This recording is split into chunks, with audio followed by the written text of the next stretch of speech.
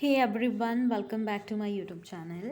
And आज हम discuss करने वाले हैं डीएलएड फोर्थ सेमेस्टर के सामाजिक अध्ययन के एक इम्पॉर्टेंट टॉपिक जो कि आपका है भारत में खाद्य सुरक्षा वितरण प्रणाली। इसको हम डिस्कस करेंगे और एक्सप्लेन भी किया जाएगा विद एक्सप्लेनेशन। आप अच्छी तरीके से इसको देखिए और वीडियो पसंद आती है तो प्लीज़ लाइक करना, अपने दोस्तों के साथ शेयर ज़रूर करना। और इसकी पीडीएफ आपको टेलीग्राम चैनल पे मिल जाएगी। और अभी तक आपने टेलीग्राम चैनल ज्वाइन नहीं किया है तो आप चैनल के अबाउट सेक्शन में जाके डाउनलोड कर सकते हैं, जाके ज्वाइन करके आप डाउनलोड कर सकते हो। तो टाइम वेस्ट नहीं करते हैं, वीडियो को स्टार्ट करते हैं। So let's get started. पहले तो हम समझेंगे कि खाद्य सुरक्षा से क्या तात्पर्य है।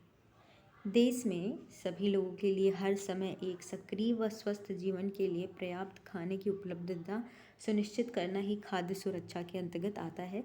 कि जो भी खाद्य चीज़ें हैं लाइक आपके जीवन के लिए, आपके स्वस्थ जीवन के यापन के लिए वो पर्याप्त उपलब्ध हो, ठीक है। तो उसके अंतर्गत ही आता है, ये खाद्य सुरक्षा के अंतर्गत ही आता है।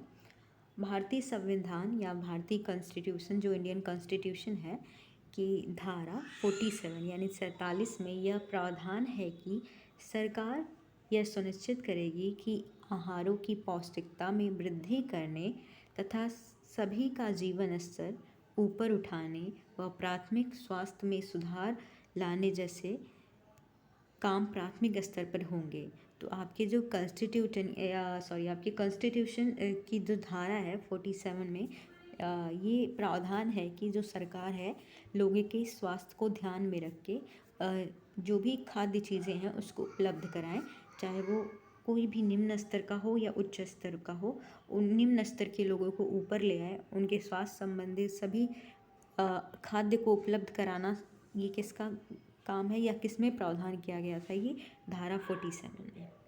तो भारत की समक्ष खाद्य सुरक्षा से संबंधित निम्नलिखित चुनौतियां हैं और ये आपकी चुनौतियां आपके पेपर में आ सकती हैं कि क्या क्या चैलेंजेस हैं जो भारत सरकार फेस कर रहा है खाद्य जो सुरक्षा है या खाद्य उपलब्ध कराने के लिए जो इस चुनौतियां आ रही हैं क्या क्या है। तो पहले हम समझेंगे कि पहली है बढ़ती जनसंख्या। जैसे जान रहे हो कि भारत की जो पॉपुलेशन है वो सेकंड नंबर पे, इंडिया जो है चाइना के बाद विश्व में सेकंड नंबर पे आती है। और ये माना जा रहा है कि 2025 तक ये फर्स्ट नंबर पे पहुंच जाए। तो ऐसा लोग प्रेडिक्ट कर रहे हैं कि 2025 तक ये चाइना को पीछे छोड़ देगा। तो हम सब जानते हैं कि भारत की जो जनसंख्या है 140 करोड़ के अराउंड, यानी 136 138 के अराउंड है। और ये विश्व की कुल जनसंख्या का कितना प्रतिशत है, तो ये 17.56% यानी 17.56% है। और भूभाग जो है मतलब पूरे विश्व में कितना इसका भूभाग है इंडिया का, तो ये भी बहुत कम ही है। देखिए 2.4% ही है संपूर्ण विश्व में। दूसरा जो कारण है, जो चुनौतियां हैं, वो है नगरीकरण, औद्योगिकरण। औद्योगिकरण मतलब इंडस्ट्रियलाइजेशन। मतलब क्या होता है कि जो कृषि भूमि है, लोग आजकल उद्योग बनाने के चक्कर में या नगर बनाने के चक्कर में, शहर बनाने के चक्कर में जो खेती है उसको बंद करवा के वहाँ पे बिल्डिंग्स बनाए जा रहे हैं, उद्योग बनाए जा रहे हैं, खेती नहीं हो पा रही। तो ये भी एक कारण है जिससे खाद्यान्न उपलब्ध नहीं हो पाएंगी, खाने की चीज़ें उपलब्ध नहीं हो पाएगी। जब उसका उत्पादन ही नहीं होगा फिर अनिश्चित खाद्य उत्पादन, यानी अनिश्चित खाद्य उत्पादन का मतलब यही है कि मौसम या जलवायु के कारण कभी फसलें ख़त्म हो जाती हैं, नुकसान हो जाता है, नष्ट हो जाती हैं, कोई प्राकृतिक आपदा की वजह से भी हो सकता है। उसके बाद जलवायु परिवर्तन, यानी मौसम जो बदलता रहे, कभी कम वर्षा होता है, वर्षा होती ही नहीं, सूखा पड़ जाता है, बाढ़ आ जाती है, ये सब कारण भी हैं। और उसके बाद दूसरा जो है, अगला जो है सिंचाई व्यवस्था। जो सिंचाई व्यवस्था है वो भी कहीं पानी का साधन उपलब्ध नहीं है। और उन्नत किस्म की बीजों की अनुपलब्धता, मतलब जो अच्छी किस्म की बीज है जिससे उत्पादन ज़्यादा, वो भी उपलब्ध नहीं है। खाद्यान्न भंडारण की समस्या, मतलब अगर खाद्यान्न, जैसे लॉकडाउन में हमने देखा कि प्याज वगैरह मार्केट में आई थी पर वो इनका स्टोर नहीं हो पा रहा था, तो किसानों के सारे फसल ऐसे बर्बाद हो रहे थे, सब ऐसे फेंके जा रहे थे ट्रक ट्रक भर के। तो स्टोर नहीं कर पा रहा है सरकार, व्यवस्था नहीं कर पा रही है। फिर उसके बाद आता है अशिक्षा और गरीबी। अशिक्षा का मतलब यही है, जब किसान अशिक्षित होगा तो वो जो भी टेक्नोलॉजी आ रही है, नई नई चीज़ें आ रही है उद्यान के लिए, फसल को बढ़ाने के लिए, वो नहीं जान पाएगा, उन चीज़ों का प्रयोग नहीं कर पाएगा। उसके बाद आता है WTA जैसे वैश्विक संगठनों की अनुचित नीतियाँ। जो आपका वर्ल्ड ट्रेड ऑर्गेनाइजेशन है, इसका काम क्या होता है कि जो भी वो नीतियाँ बनाता है, विकासशील देशों के लिए नीतियाँ बनाती है, जिनमें ये क्या शामिल है, आयातों पर शुल्क को ख़त्म करना। जो आयात होते हैं, आयात मतलब दूसरे देश से जो चीज़ें जाती हैं, निर्यात आयात होती हैं, तो उनको क्या करना, जो भी चीज़ें आती हैं उन पर शुल्क कम कराना इसका काम है। लघु और अपनी नीतियाँ मतलब वैश्विक स्तर पर यानी ग्लोबल लेवल पे दूसरे कंट्री के साथ किस तरीके से जो इसकी नीतियाँ हैं अगर फेल हो जाती हैं, तब भी आपकी जो उत्पादन में है वो भी नुकसान ही होगा। उसके बाद बात करते हैं PDS, यानी ये क्या है। PDS इस पब्लिक डिस्ट्रीब्यूशन सिस्टम, यानी सार्वजनिक वितरण योजना हम कह सकते हैं। ये क्या है, ये जो होता है, खदानों तक गरीब वर्गों की पहुंच सुनिश्चित करने हेतु सरकार द्वारा सार्वजनिक वितरण प्रणाली की स्थापना का सूत्रपात किया गया। और जो ये PDS है, ये सार्वजनिक वितरण प्रणाली है जो कि गरीबों तक जो खाद्यान्न है वो पहुंच जाए। सरकार ने इसका सूत्रपात किया था, और इसकी कब लागू किया गया था, इसे 1950 में यानी 1950 में लागू किया गया था। ये भी इम्पोर्टेंट है, पूछा जा सकता है। और इसके अंतर्गत जैसे गरीबों को क्या दिया जाता है, जो योजनाएं, राशन दी जाती है, अनाज दिए जाते हैं, मिट्टी का तेल आपने गांव में सुना होगा मिलता है। और फिर क्या हुआ था, ये इसमें कुछ कमियां थी, PDS में कुछ कमियां थी। बेसिकली ज़्यादातर शहरी क्षेत्रों में बड़े पैमानों पर उपस्थित थी, गांव में नहीं हो पाया था। अब इसलिए इस कमियों को दूर करने के लिए 1997 में इसकी आलोचना की दी थी, और इसकी कमियों को ध्यान में रखते हुए जून में 1997 में लक्षित सार्वजनिक वितरण प्रणाली, इसमें L जोड़ ये दिया गया, यानी टारगेटेड पब्लिक डिस्ट्रीब्यूशन सिस्टम आया, इसकी शुरुआत की गई। ये भी इम्पोर्टेंट है, ये पूछा जा सकता है। तो 1997 में टारगेटेड बस आप लक्षित याद कर लीजिएगा तो आपको समझ आएगा। तो इसकी स्थापना की गई थी क्योंकि PDS में कुछ कमियां थी, ये शहरी स्तर पर ज़्यादा उपस्थित था। इसके अंतर्गत क्या था, BPL कार्ड बनाया गया। BPL कार्ड बनाने का प्रावधान था, जिसके अंतर्गत BPL का मतलब क्या होता है, बिलो पॉवर्टी लेवल, मतलब जो गरीबी रेखा के नीचे होते हैं उनके लिए है। ये गरीबों को पहचान की जाए, गरीब वर्ग को खाद्य पदार्थ हैं कम कीमत में उपलब्ध करने का प्रयास कर रही है ये। इसमें यही होता है कि जो गरीबी रेखा के नीचे जीवन यापन कर रहे हैं उनकी पहचान कर उन्हें खाद्य उपलब्ध कराना। और उसके बाद आता है जो और कार्यक्रम जो आयोजित हुए हैं, उसके बाद आता है भारतीय खाद्य निगम का गठन। भारतीय खाद्य निगम क्या है, इसको FCI कहते हैं, इसका मतलब फूड कॉरपोरेशन ऑफ इंडिया।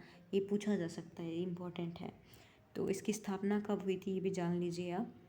तो भारतीय खाद्य निगम का गठन भारतीय खाद्य अधिनियम 1964 के तहत हुआ था।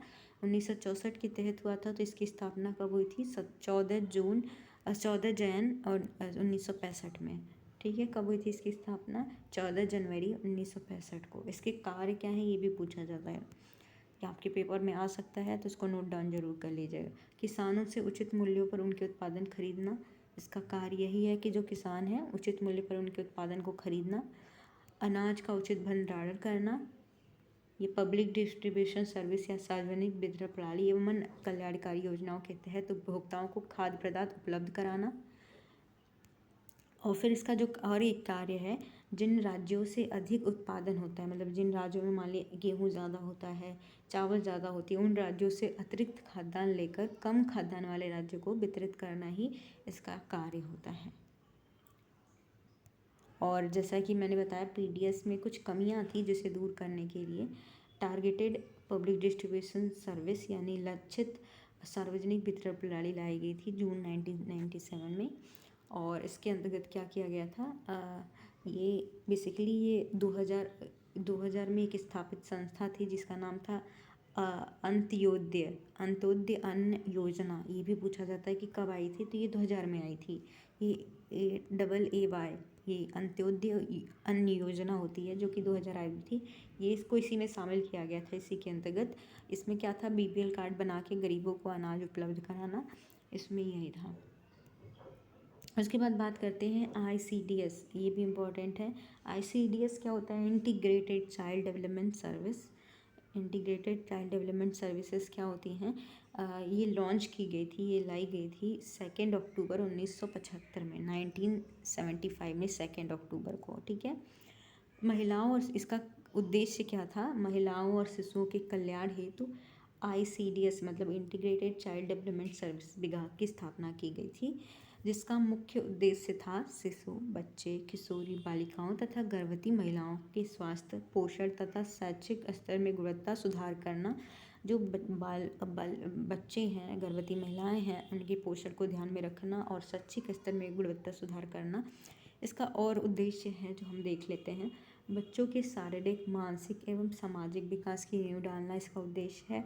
6 से छोटे बच्चों को स्वास्थ्य एवं पोषण में सुधार लाना, जो 6 से कुपोषण का शिकार हो जाते हैं कुछ बच्चे, उनको पोषक मतलब उनको आहार उपलब्ध कराना। मृत्यु दर, अस्वस्थता, कुपोषण एवं स्कूल में पढ़ाई छोड़ने वाले बच्चों की दर में कमी लाना, ठीक है। बाल विकास को बढ़ावा देना इसका काम है। जो योजनाएं लेके आई थी, इसके अंतर्गत जो योजनाएं हैं वो देख लीजिए। पहला तो किशोरी शक्ति योजना, ये पूछा नहीं जाएगा लेकिन आप देख लीजिएगा। इसके अंतर्गत जो धन लक्ष्मी योजना आती है, ये इम्पोर्टेंट है। पोषण कार्यक्रम आता है और इंदिरा गांधी मातृत्व सहयोग योजना आती है। तो आप याद कर लीजिए, धन लक्ष्मी और पोषण कार्यक्रम हो गया, इंदिरा गांधी और किशोरी शक्ति योजना आती, 4 योजनाएं हैं। उसके बाद जो आपका सबसे इम्पोर्टेंट है मिड डे, वेरी इम्पोर्टेंट, ये आएगा ही आपके बाद। मिड डे मील कार्यक्रम या मध्याह्न भोजन कार्यक्रम क्या है, आई थिंक आप सभी इससे फेमिलियर होंगे, आपने इंटर्नशिप की होगी। तो इस कार्यक्रम को national programme of nutritional support and to primary education के नाम से भी जाना जाता है। किसके नाम से, नेशनल राष्ट्रीय programme of nutritional support and to primary education, ठीक है। इसकी जो स्थापना की गई थी, ये किस मंत्रालय द्वारा की गई थी, ये भी पूछा जा सकता है। तो आप बताएंगे मानव संसाधन विकास मंत्रालय द्वारा ये गठित की गई थी। कब की गई थी, 15 अगस्त 1995 को। ये इम्पोर्टेंट है, ये मार्क कर लीजिए, ठीक है। इसका उद्देश्य क्या था, स्कूल में दाखिलों की संख्या बढ़ाना, कि जो बच्चे हैं वो ज़्यादा एडमिशन करें, मतलब एडमिशन करवाएं प्राइमरी स्कूल में। स्कूली शिक्षा में अधूरी छोड़ने की प्रवृत्ति को हतोत्साहित करना, जो बच्चे बीच में पढ़ाई छोड़ देते हैं उनको विद्यालय से जोड़ना। कक्षाओं में छात्र छात्राओं की उपस्थिति बढ़ाने का योगदान, मतलब एडमिशन ज़्यादा हो, अगर मिड डे मील आएगी, बच्चों को खाने का ध्यान दिया जाएगा तो पेरेंट्स को भी टेंशन नहीं होगी, तो वो अपने बच्चे को पढ़ने भेजेंगे। और अवरोध भी रोकना, कि बच्चे बीच में पढ़ाई छोड़ के चले जाते हैं। साथ ही बच्चों के पोषण के स्तर में सुधार करना भी इस कार्यक्रम का एक मुख्य लक्ष्य है। और सबसे बड़ा लक्ष्य यही है कि जो बच्चे हैं अगर खाएंगे अच्छा, तभी वो उनका पढ़ाई में मन लगेगा, अदरवाइज़ नहीं तो वो पढ़ाई में नहीं लग पाएगा। तो उनको एक अच्छा न्यूट्रिशन देना, अच्छा पोषक तत्व प्रोवाइड करना। वर्ष 1997 से 1998 से इस कार्यक्रम का देश के सभी ब्लॉकों में लागू कर दिया गया था। इस 97 से 98 में इसको सभी ब्लॉकों में लागू कर दिया था। इसके अंतर्गत एक समिति बनाई गई थी, जो कि जिसे निगरानी समिति की गई थी, जिसका गठन हुआ था 10 अक्टूबर 2013 को, जिसका कार्य था आपूर्ति किए गए भोजन की गुणवत्ता को देखना। जो भी मिड डे मील में भोजन दिया जा रहा है बच्चों को, उसको चेक करना कि वो कैसा है। इसकी वर्ष में 2 बार बैठक होती है। जो निगरानी समिति है 2 बार बैठक होती है, जिसमें राज्यों को किसी के तरह की कमी के बारे में सूचित किया जाता है। मतलब ये बताता है कि राज्य को कि आपके जो कमियां हैं वो बताता है और क्या सुधार करना ये बताता है। उसका गठन भी 10 अक्टूबर 2013 को हुआ था। देश की यह MDM यानी मिड डे मील योजना विश्व की सबसे बड़ी योजना है, ठीक है। उसके बाद नेक्स्ट जो हमारा टॉपिक है वो है राष्ट्रीय खाद्य सुरक्षा विधेयक। कब आया था, ये भी पूछा जा सकता है। तो केंद्र सरकार ने कुपोषण एवं गरीबी की चुनौतियों से निपटने के लिए खाद्य सुरक्षा कानून तैयार किया तथा राष्ट्रीय खाद्य सुरक्षा विधेयक जब आया था, ये आया था 22 दिसंबर 2011 को लोकसभा में प्रस्तुत किया गया था। ये विधेयक एक कानून था कुपोषण से लड़ने के लिए। और हमने ये देख लिया कि FCI food corporation of India क्या है, इसकी स्थापना कब हुई है, ये भी हमने चेक कर लिया। एंड ये आपका यहाँ पे एंड होता है ये सेशन। एंड अगर वीडियो अच्छी लगती है तो प्लीज़ लाइक करना, और अभी तक आपने चैनल को सब्सक्राइब नहीं किया है तो प्लीज़ डू सब्सक्राइब। एंड इसकी PDF आपको टेलीग्राम चैनल पे मिल जाएगी, टूवर्ड्स गोल के नाम से। आप उसको अबाउट सेक्शन में जाके टेलीग्राम ज्वाइन कर सकते हो। और थैंक यू।